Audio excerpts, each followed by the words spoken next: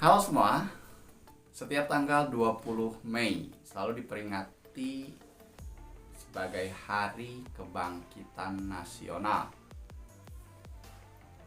Dan ketika kita mengingat tentang Hari Kebangkitan Nasional, maka kita akan mengingat satu tokoh yang berpikiran bahwa kemerdekaan hanya bisa diraih ketika kita bisa menyelesaikan masalah-masalah kebodohan, kemiskinan, dan keterbelakangan di dalam masyarakat kita pada saat itu. Siapakah tokoh tersebut dan bagaimana ceritanya? Mari kita bahas.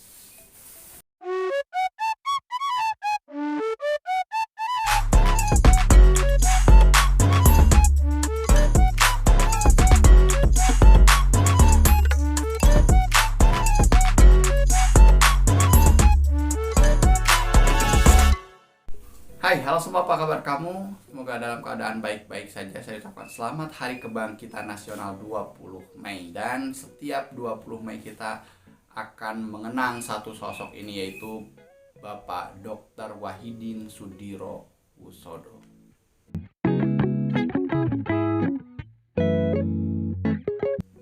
Nah, mengapa? Karena beliau adalah pahlawan nasional yang tentunya kisahnya akan sangat inspiratif.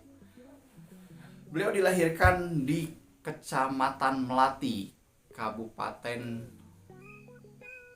Sleman, Yogyakarta, pada tanggal 7 Januari 1852. Nah, beliau ini termasuk anak yang beruntung karena lahir dari kalangan priai dan juga merupakan salah seorang keturunan bangsawan juga dari Makassar ya.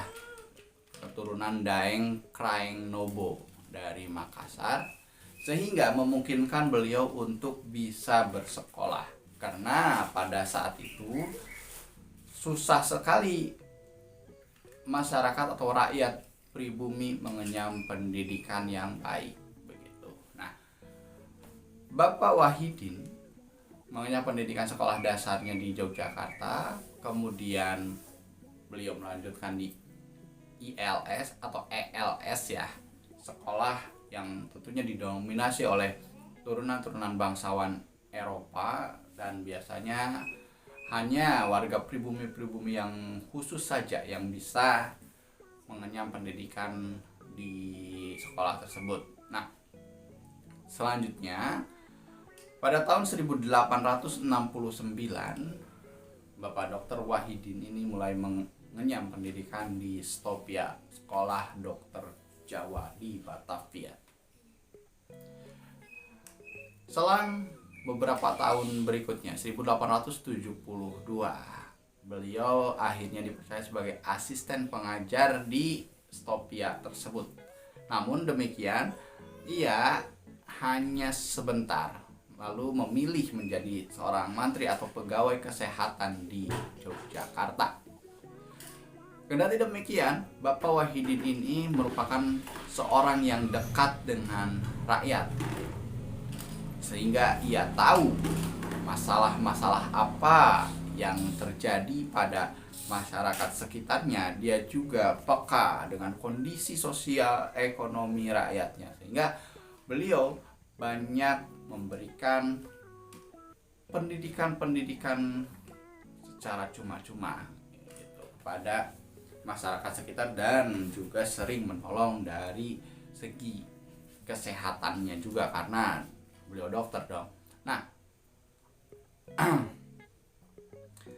karena kepekaan inilah beliau berpikir bahwa masyarakat kita itu masalah utamanya yaitu diantaranya kebodohan, kemiskinan, dan keterbelakangan. Maka ketika kita ingin merdeka, masalah-masalah ini harus bisa dientaskan terlebih dahulu.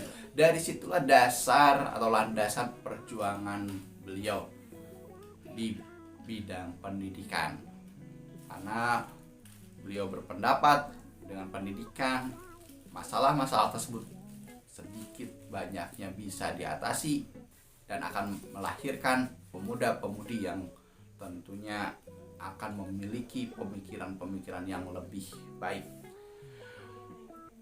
Nah, pada tahun 1894 Bapak Wahidin mendirikan dan memimpin sebuah, bisa dibilang majalah atau harian atau tabloid, semacam itulah gitu ya, yang berbahasa Jawa dinamakan Retno Dumilah. Nah, ia seringkali menuliskan gagasan-gagasannya di dalam surat kabar, dalam tulisan-tulisan. Selain itu, beliau pada tahun 1900-an beliau juga mendirikan lembaga beasiswa pendidikan.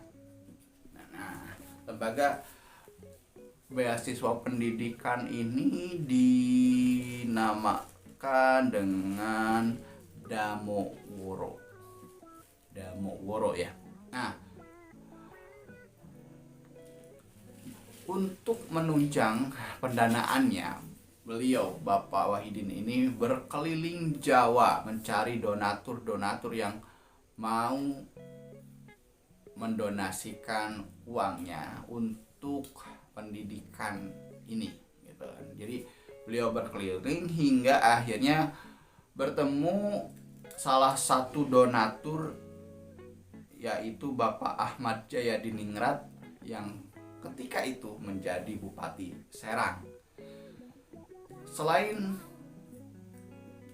mencari donatur, beliau juga atau Bapak Dr. Wahidin juga sempat berkunjung ke Stopia, sekolahnya, pada tahun 1907 dan bertemu dengan Sutomo dan juga Suraji serta mahasiswa-mahasiswa lain di sana. Nah, Sutomo dan Suraji ini tertarik dengan pemikiran-pemikiran Dr. Wahidin. Akhirnya dari sinilah Sutomo, Suraji, kemudian juga Bapak Gunawan Mangunkusumo itu akhirnya mendirikan sebuah organisasi yang berjuang untuk rakyat yang dinamakan dengan Budi Utomo pada tanggal 20 Mei 1908. Tanggal inilah yang kemudian dijadikan peringatan Hari Kebangkitan Nasional, karena dari titik itulah mulai bangkit ide-ide terus juga pemikiran-pemikiran yang akhirnya bisa sampai pada kemerdekaan negara Republik Indonesia. Begitu.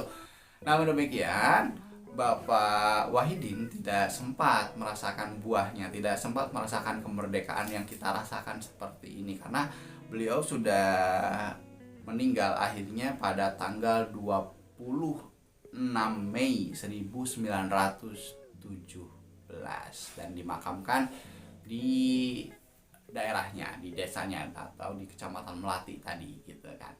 Nah, untuk menghargai perjuangan beliau, akhirnya pemerintah menetapkan Dr. Wahidin Sudirohusodo sebagai pahlawan nasional pada tanggal 6 November 1973. Itu dia kisah tokoh yang akan kita ingat setiap peringatan Hari Kebangkitan Nasional. Semoga menginspirasi dan sampai jumpa di episode-episode tokoh berikutnya. Saya Ajay Jenny.